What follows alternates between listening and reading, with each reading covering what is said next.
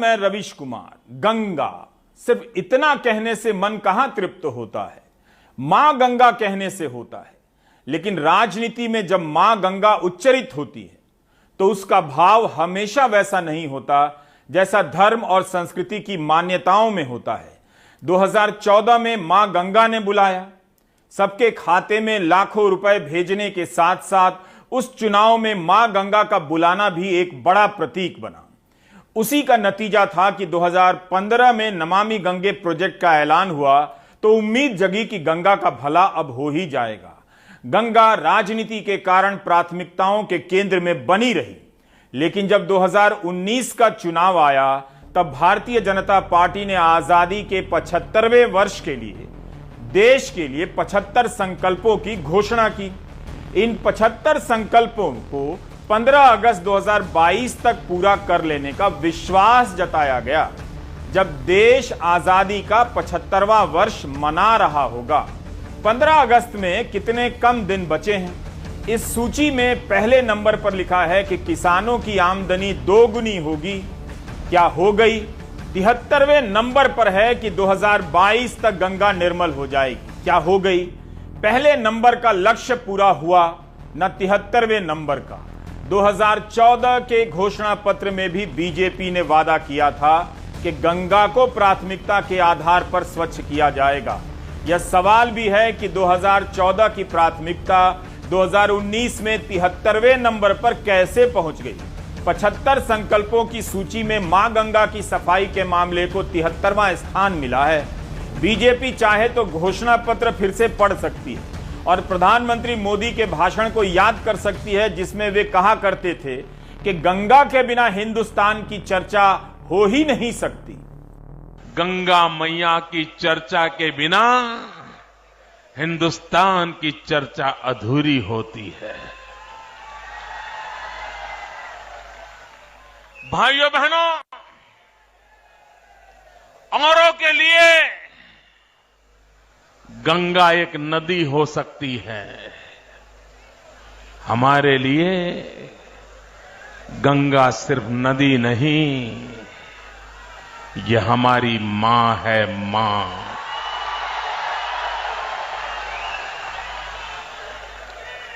गंगा ये पानी की धारा नहीं है, गंगा ये हमारी संस्कृति की धारा है। भाइयों बहनों, इस गंगा की सफाई के लिए न जाने कितनी योजनाएं बनी, न जाने कितने बजट खर्च किए गए, न जाने कितने कमिटियां बनाई गई, लेकिन पता नहीं चल रहा है कि गंगा के अंदर क्या ये रुपये भी बह जा रहे हैं क्या? अफसोस कि बीजेपी की ही सरकार के राज्य मंत्री दिनेश खटीक अमित शाह को पत्र लिखकर बताते हैं कि नमामि गंगे में जमकर भ्रष्टाचार हो रहा है। मीडिया ने इसे मंत्री का राजनीतिक बयान मान लिया और किनारा कर लिया, लेकिन क्या मंत्री ने गंगा का राजनीतिक इस्तेमाल किया? क्यों किया? इस पर सवाल ही नहीं किया गया। हमें लगा कि यूपी के अखबारों में नमामि गंगे के भ्रष्टाचार के दावों को लेकर खबरें भर जाएंगी, मगर ऐसा नहीं हुआ। नमामि गंगे प्रोजेक्ट के तहत काफी काम हुए भी होंगे, बहुत सारी घोषणाएं भी हुई हैं। यह कहना ठीक नहीं होगा कि कुछ भी नहीं हुआ, लेकिन भ्रष्टाचार हुआ है, इस पर चुप्पी क्यों साध ली गई? क्यों नमामि गंगे के 7 साल बाद नेशनल ग्रीन ट्रिब्यूनल को कहना पड़ता है कि गंगा में आधा पानी बिना साफ किए हुए गिर रहा है, मतलब गंगा साफ नहीं हो रही है। ट्रिब्यूनल ने यह भी कहा कि राज्यों के प्राधिकरण अच्छा काम नहीं कर रहे हैं, राष्ट्रीय गंगा मिशन इनके खिलाफ कड़ी कार्रवाई करने की स्थिति में नहीं लगता। बीजेपी के घोषणा पत्र के अनुसार 2022 में गंगा को साफ हो जाना था। 2019 में बीजेपी ने इसे संकल्प के रूप में लिखा था कि जब देश आजादी का 75वां वर्ष मना रहा होगा तब गंगा साफ हो चुकी होगी। लेकिन अमृत महोत्सव के दौरान गंगा की सफाई को कितनी बार याद किया जा रहा है। पत्र सूचना कार्यालय ने गंगा गान बनवाया, YouTube पर इसे 12 जुलाई 2016 को अपलोड किया गया था।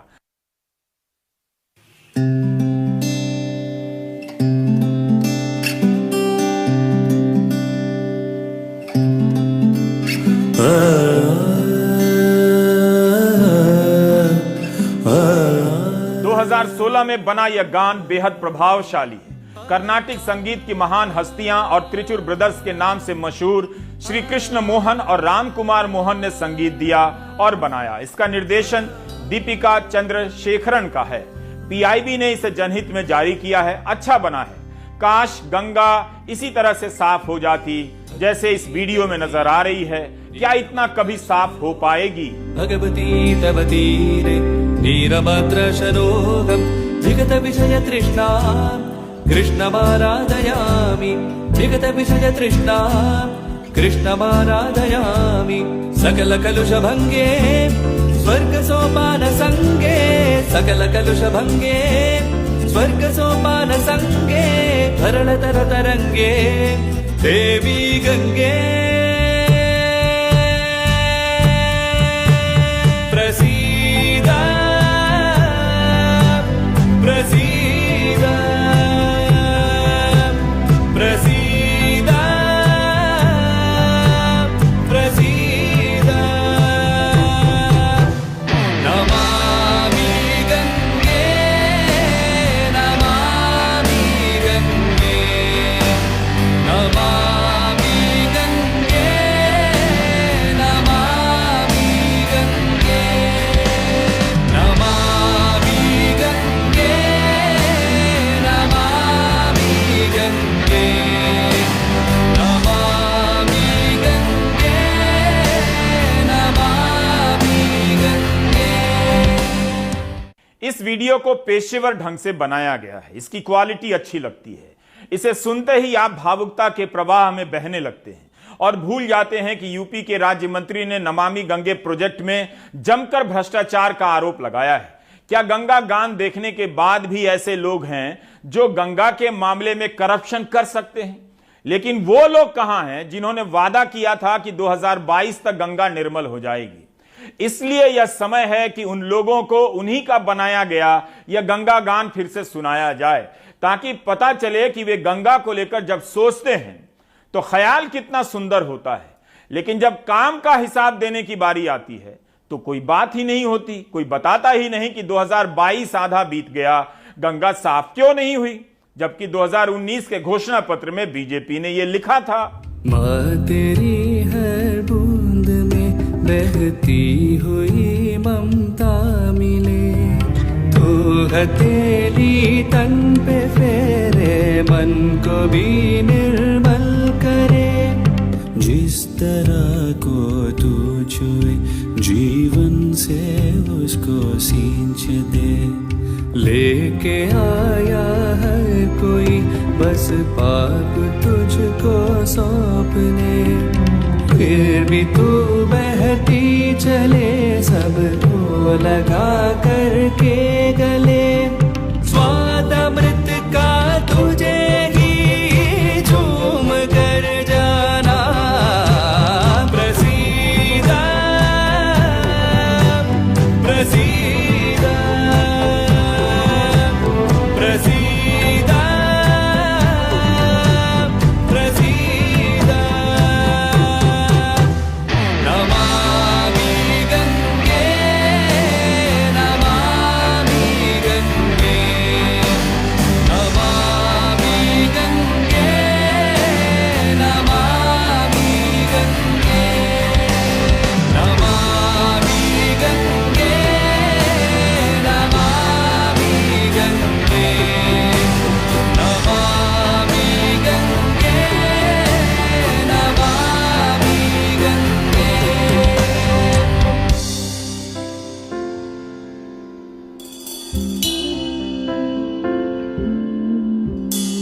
पानी जो तेरा खारा तेरे आंसू की धारा, कैसे मैं देखूं संतान हूँ, माना है तुझे माँ ये धर्म है मेरा, मैं तुझे तेरा वो सम्मान दूँ। नमामि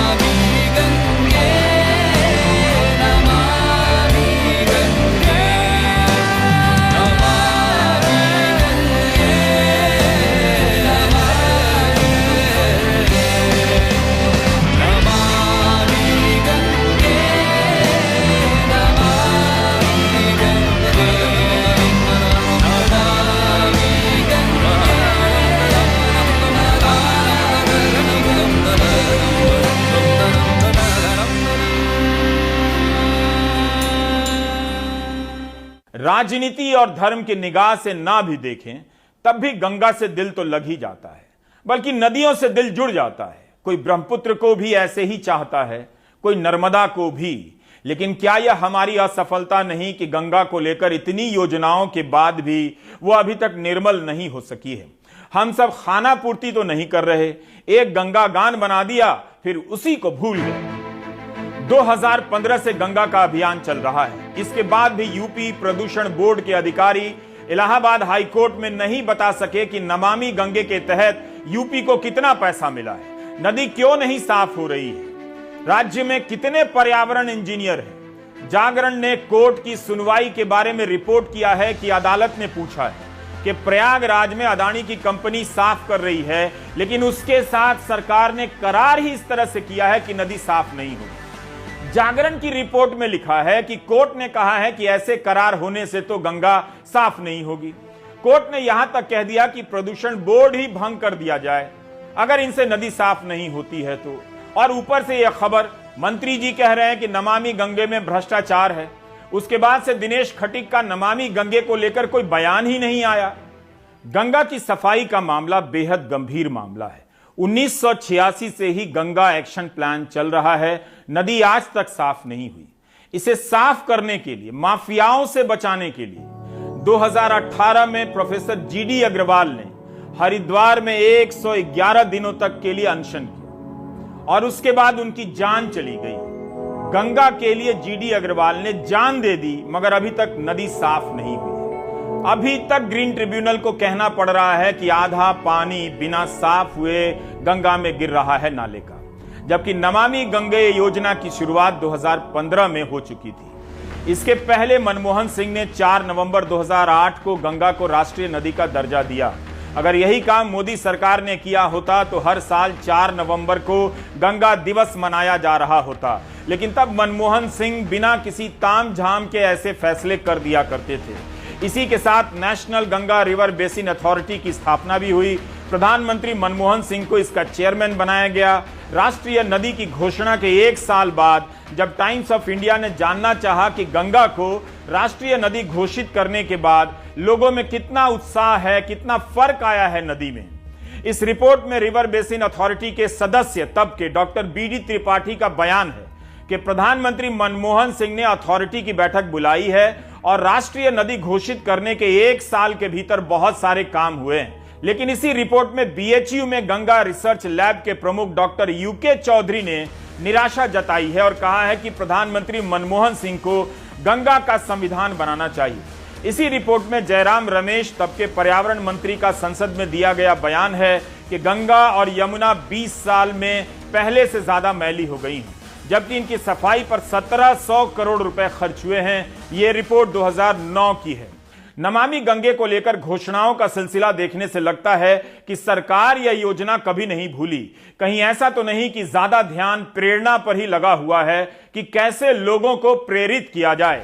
केंद्र सरकार ने कार्टून के मशहूर किरदार चाचा चौधरी को राष्ट्रीय स्वच्छ गंगा मिशन का शुभंकर बनाया पिछले साल अक्टूबर में, ताकि चाचा चौधरी के बहाने बच्चों और लोगों में गंगा की सफाई को लेकर जागरूकता पैदा हो।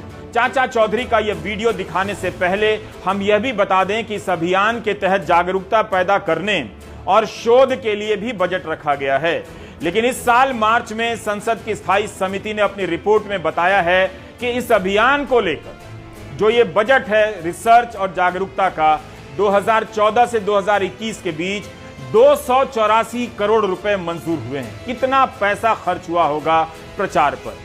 सीएजी ने अपनी एक रिपोर्ट में लिखा है कि गंगा अभियान को लेकर सारे विज्ञापन डीएवीपी विज्ञापन और दृश्य प्रचार निदेशालय के जरिए जारी किए जाने थे, लेकिन पाया गया है कि राष्ट्रीय स्वच्छ गंगा मिशन ने अन्य विज्ञापन एजेंसियों से काम लिया और उनके जरिए प्रिंट का विज्ञापन जारी किया गया। इसके बदले में उन एजेंसियों को कई लाख रुपए के कमीशन दिए गए। सरकार ने जो नीतियां बनाई थी उनके अनुसार काम नहीं हुआ। 2018 में बनजोत कौर ने डाउन टू अर्थ में इसकी रिपोर्टिंग की थी। हमने उसी रिपोर्ट से आपको बताया। उसमें यह भी है कि 2016 में राष्ट्रीय गंगा मिशन के गठन के बाद 2018 तक 3 बैठकें होनी थी, लेकिन हुई 1। अब आते हैं चाचा चौधरी पर।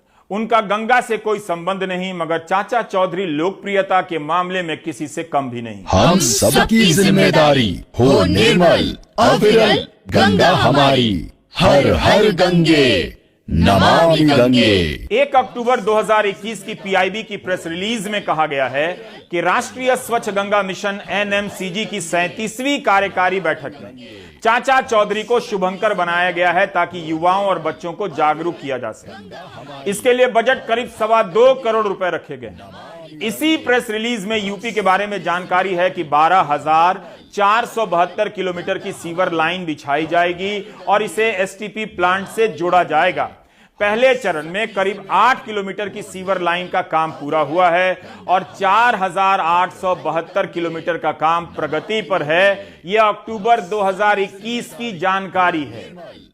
इसी अप्रैल में मुख्यमंत्री योगी आदित्यनाथ ने ट्वीट किया कि गंगा अभियान के 46 में से 25 प्रोजेक्ट पूरे हो गए, 19 पर काम चल रहा है। सारी योजनाएं समयबद्ध तरीके से पूरी हो रही हैं। अक्टूबर 2021 में बताया जा रहा है कि केवल 8 किलोमीटर की सीवर लाइन बिछी है। अप्रैल 2022 में मुख्यमंत्री कह रहे हैं कि 45 में से 25 योजनाएं पूरी हो गई हैं, 19 पर काम चल रहा है।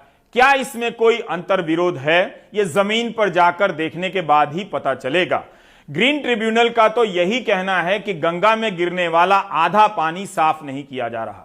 2015 में मोदी कैबिनेट ने अगले 5 साल के लिए 20,000 करोड़ रुपए खर्च करने के लक्ष्य तय किए थे और मंजूरी दी थी। 2019 के मैनिफेस्टो में वादा किया था कि 2022 तक गंगा साफ हो जाएगी। नेशनल ग्रीन ट्रिब्यूनल के चेयरमैन जस्टिस आदेश कुमार गोयल ने कहा है कि गंगा का पानी इतना साफ होना चाहिए कि लोग न सिर्फ नहा सकें बल्कि आचमन भी कर सकें। आज के हिंदुस्तान में हिमांशु झा की खबर है कि गंगा का पानी 97 स्थानों पर आचमन के लायक भी नहीं है। अभी भी 60 जगहों पर सीवेज का पानी गिर रहा है। उत्तराखंड, यूपी, बिहार, झारखंड, पश्चिम बंगाल में जितना सीवेज हर दिन निकलता है उसका 40% सीवेज का ही ट्रीटमेंट हो रहा है, बाकी सीधे गंगा में गिर रहे हैं। अब बताइए इसमें सफाई क्या होती होगी? हिमांशु झा ने लिखा है कि 226 सीवेज ट्रीटमेंट प्लांट अपनी क्षमता से कम पर काम कर रहे हैं। यूपी में 118 एसटीपी हैं, 83% की क्षमता पर काम कर रहे हैं, जो कि बहुत बुरा भी नहीं है। लेकिन गंगा साफ नहीं हो रही है, यह भी एक तथ्य है। इस रिपोर्ट के अनुसार कई सारी एसटीपी नियमों और मानकों के हिसाब से काम नहीं कर रही। हमारे सहयोगी अजय सिंह ने बनारस से एक रिपोर्ट की है। इलाहाबाद हाईकोर्ट ने कहा है कि जब यूपी प्रदूषण नियंत्रण बोर्ड गंगा में हो रहे प्रदूषण की जांच और कार्रवाई नहीं कर पा रहा है तो उसके गठन का कोई औचित्य नहीं। क्यों ना प्रदूषण नियंत्रण बोर्ड को खत्म कर दिया जाए। इस मामले की सुनवाई कर रही इलाहाबाद कोर्ट की 3 जजों की व्यापक खंडपीठ ने डायरेक्टर जनरल से कहा है कि 1 महीने के भीतर बताइए कि गंगा को स्वच्छ व निर्मल बनाने में कितने खर्च किए गए। अरबों के बजट का पूरा ब्यौरा दीजिए। साथ ही उनसे यह भी बताने को कहा गया है कि खर्च किए जाने के बाद भी गंगा अब तक साफ क्यों नहीं हो रही है। कानपुर के सीसामऊ नाले का पानी गंगा में लगातार गिर रहा है, कोई रोक टोक नहीं। और ये हाल तब है जब बीते दिनों इसे पूरी तरह बंद कर दिए जाने का जोर शोर से प्रचार हुआ था। अफसर कैमरे पर नहीं आते, लेकिन ज़्यादा बारिश को इसकी वजह बताते हैं। हकीकत आसपास के लोगों से सुनिए। मैं बराबर यहाँ पर आता हूँ, यहीं रहता हूँ मैं। हम जब भी देखता हूँ कि नाला यहाँ पर बहता ही रहता है, 2-4 घंटे बहता रहता है। लोगों ने आवाज़ उठाई मगर नाला बंद नहीं हुआ। हम तो चाहते हैं कि नाला बंद हो जाए, गंगा पुत्र हो जाए, साफ हो जाए, मगर यहाँ पे जो है कोई सुनवाई नहीं होती है। तो प्रधानमंत्री भी आए थे, देख गए थे, बंद करा गए थे, मगर कोई कुछ नहीं। ठीक, कोई कुछ नहीं हुआ यहाँ पे। नरेंद्र मोदी भी आए थे, यहाँ देख गए थे, कोई कुछ नहीं हुआ यहाँ पे। पानी गिरता ही रहता है। थोड़े दिन के लिए बंद हो जाता है, 2-4 दिन के लिए फिर चालू रहता है। एनडीटीवी की टीम जब सीसामऊ के पहले सड़क के किनारे बने एसटीपी प्लांट पहुंची तो वो बंद मिले और इनके गेट से गंदा पानी सीधे गंगा में जा रहा था। हालांकि जाजमऊ इलाके के शीतला बाजार का एसटीपी प्लांट चालू मिला, लेकिन बुढ़िया घाट और वाजिदपुर का प्लांट बंद मिला। इन प्लांटों में ज़्यादातर कर्मचारी नदारद थे और जो थे उन्होंने कुछ बोलने से मना कर दिया। लेकिन नमामि गंगे के इंचार्ज ने इतना अवश्य बताया कि वो 400 mld पानी रोज शोधित करते हैं।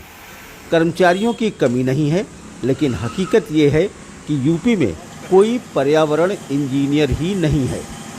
पर्यावरण के जो अभियंता होते हैं उनका जो वर्ग होता है बहुत इम्पॉर्टेंट वर्ग होता है, क्योंकि अब पानी जो शोधन के बाद जो उसकी गंदगी निकलती है, अगर पर्यावरण अभियंता नहीं रहेगा तो कैसे बताएगा कितना BOD COD जा रहे, पर्यावरण कितना गंदा हो रहा है, क्या हो रहा है। ग्लोबल वार्मिंग मेंटेन करने के लिए जो पर्यावरण अभियंता का होना बहुत ज़रूरी है। ये उत्तर प्रदेश में पर्यावरण अभियंता नहीं है, इस पर कोर्ट ने बहुत आश्चर्य व्यक्त किया और आशा यह था कि पर्यावरण अभियंता बनाया जाए।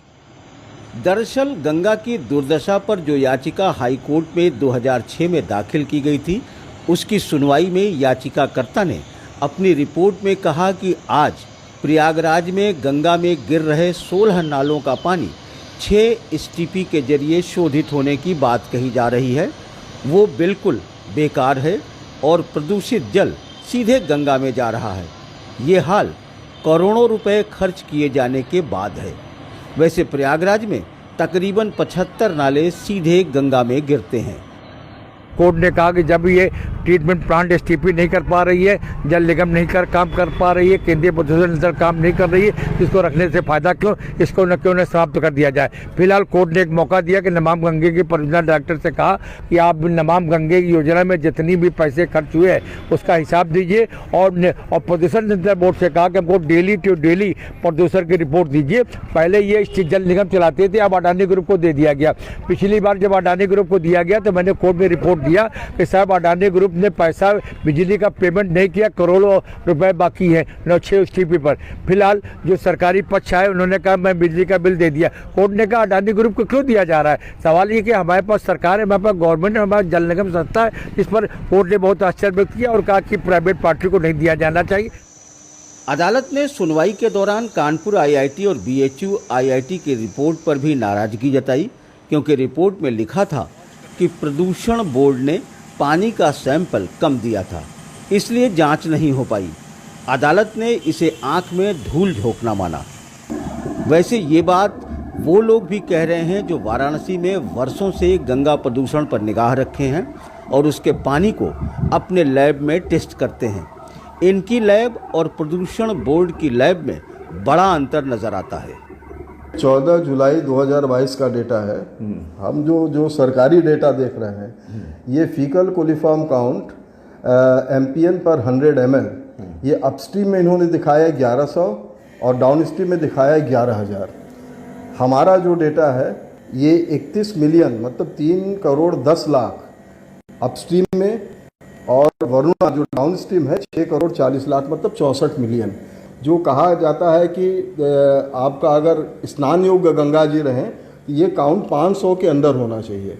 तो ये कारण सिर्फ साफ साफ ये है कि क्योंकि ये सैम्पलिंग मिड स्ट्रीम से लेते हैं और हमारा जो है वेस्ट बैंक से 5 मीटर के अंदर हम लोग लेते हैं, सैंपल कलेक्ट करते हैं, और मिड स्ट्रीम से तो कभी भी गंगा जी साफ रहेंगी।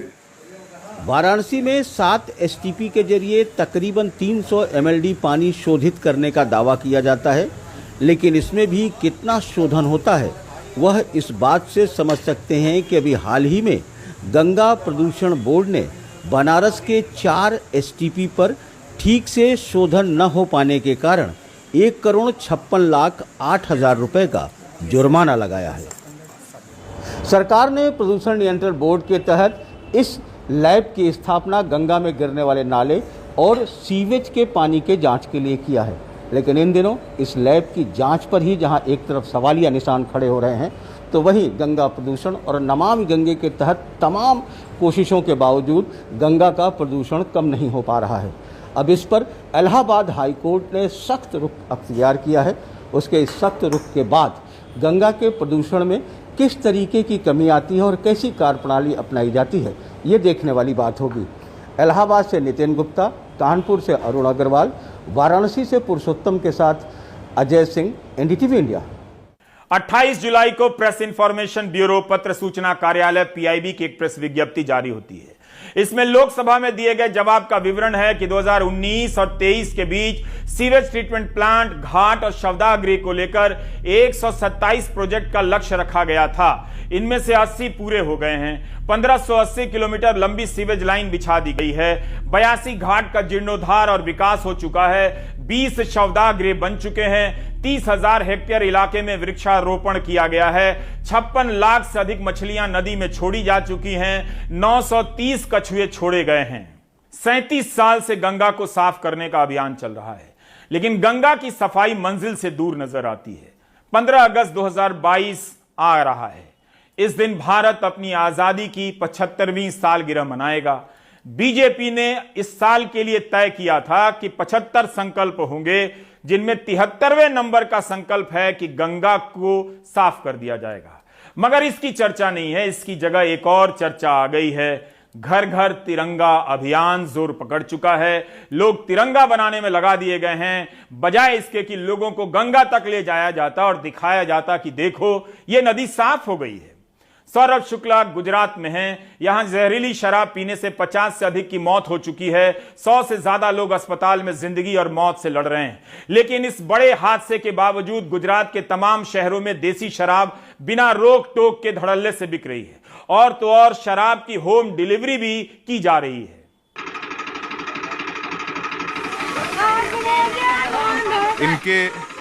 इनके पति की मौत हो गई है।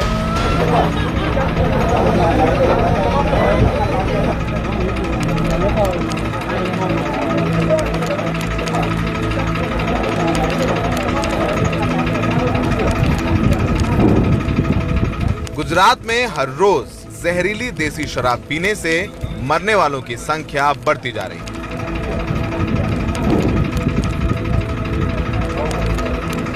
बोटाद और भावनगर के गांव में कई चिताएं साथ जल रही हैं। लेकिन इतने बड़े हादसे के बाद भी गुजरात के कई बड़े शहरों में खुलेआम देसी शराब बेची जा रही है।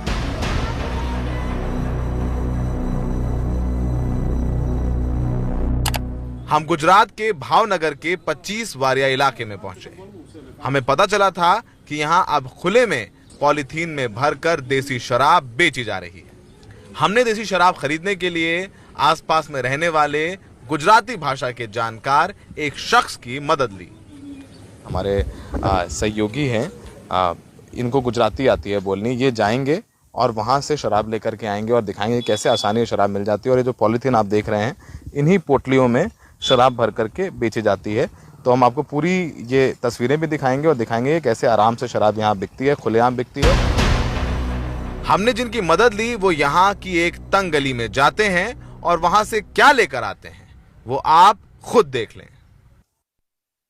क्या आपको देसी शराब मिली? मिल गई। दिखाइए। ये देसी शराब की पोटली है, ये देखिए। ये 20-20 रुपये। ये कितने रुपए की एक पोटली? एक का 20 रुपये लिया, ऐसे बोल रहे थे 10 रुपये मिलती है। अच्छा। लेकिन उसने 20 रुपये लिया, बोलता है वो कुछ कांड हुआ है ना, इस वजह से भाव डबल हो गए। 20 रुपए की एक पोटली है, यानी 40 रुपए की 2 पोटली हैं। आपने क्या बोला जाके वहाँ पे? मैंने बोला भाई पोटली है, तो बोला है। बोला जल्दी लेके निकल जाओ फटाफट। बोला जल्दी लेके निकल जाओ फटाफट, ऐसा बोला। तो आपने क्या देखा वहाँ पर? कितने लोग हैं? लेडीज लोग ज़्यादा है। लेडीज लोग ज़्यादा हैं। ठीक है, तो ये पोटली दी है आपको। तो अब ये देखिए, ये पोटली है, इसके अंदर देसी शराब है जो खुलेआम गुजरात में बिकती है। और ऐसी ही 20 रुपए की पोटली उन लोगों ने खरीदी थी जिनकी जहरीली शराब पीने से जान चली गई है। इन तस्वीरों को देखने से आपको पता चल जाएगा कि कैसे छोटे छोटे कमरों में शराब बेची जाती है। इन तस्वीरों में बोरे में पॉलीथीन में भरी देसी शराब है जिसे लोग खरीद कर पी रहे हैं और एक महिला पैसे गिन रही है।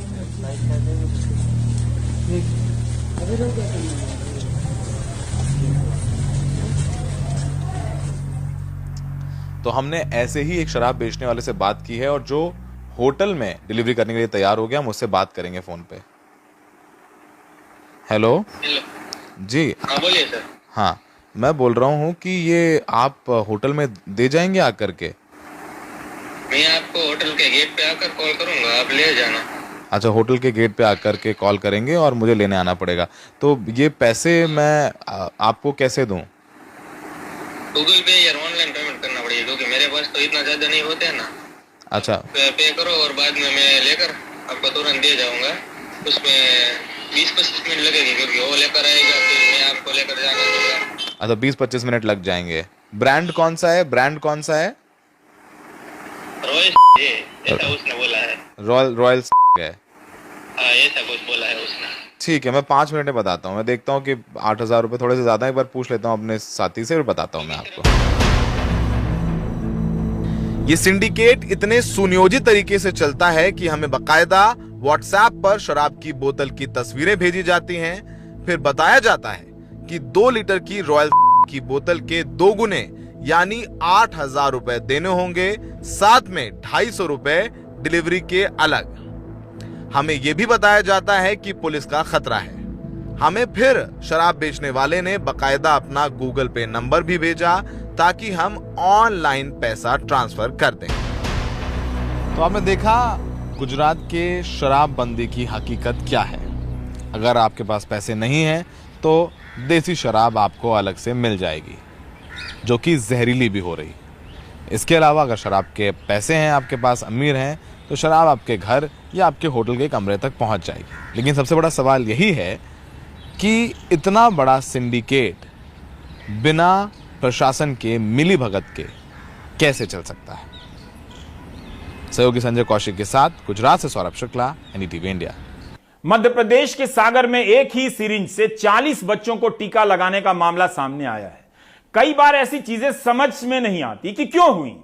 सिरिंज की कमी तो नहीं होगी। जो डॉक्टर और नर्स नहीं है उन्हें भी पता है कि सिरिंज के बाद एक बार इस्तेमाल करने के बाद इसे फेंक दिया जाता है, तब भी ऐसी गलती कैसे हो गई। तो आपने कितने बच्चों को लगा दी एक सिरिंज से वैक्सीन? 30 बच्चों को एक सिरिंज से लगा दी। हमारे लिए एक ही सिरिंज दी गई। एक ही सिरिंज दी गई? हाँ। किसने दी है एक सिरिंज? जो गाड़ी में लेके आए थे हमारे लिए। आपको नहीं पता था कि एक सिरिंज से नहीं लगा सकते? हमारे लिए पता था, लेकिन हमने भैया से पूछा एक ही सिरिंज इस्तेमाल करना, उन्होंने कहा हाँ। तो उसमें हमारी क्या गलती, हमने कर दी एक सिरिंज इस्तेमाल। सागर में कोरोना वैक्सीनेशन महाअभियान के तहत जैन पब्लिक स्कूल में जितेंद्र अहिरवार ने एक सिरिंज से 30 नहीं बल्कि 40 बच्चों को टीका लगा दिया। 9वीं में पढ़ने वाली बच्ची के पिता ने जब ये देखा और पूछताछ की तो मामला सामने आया। मैं जब देखा वैक्सीनेशन होने के बाद कि इसको सिरिंज निडल बदल रहे हैं कि नहीं बदल रहे हैं, तो इन लोगों ने बोला कि एक ही सिरिंज से पूरे बच्चों को लगाई जा रही है। कम से कम 40 बच्चों के लिए एचओडी उसका कहना था, जो लगा रहा था इंजेक्शन, वो बोला था कि एचओडी सर का आदेश है कि एक ही सिरिंज से सब बच्चों को वैक्सीनेशन होना है। तो उस पर ऑब्जेक्शन उठाने पे फिर यहाँ वहाँ की बातें होने लगी। तो ऐसी नादरसाई ये आज़ाद भारत में कैसे हो रहा है? अगर नुकसान होता है तो कौन इसका जवाबदार है? 40 बच्चों के लिए अगर कुछ होता है तो कौन इसकी जिम्मेदारी लेगा?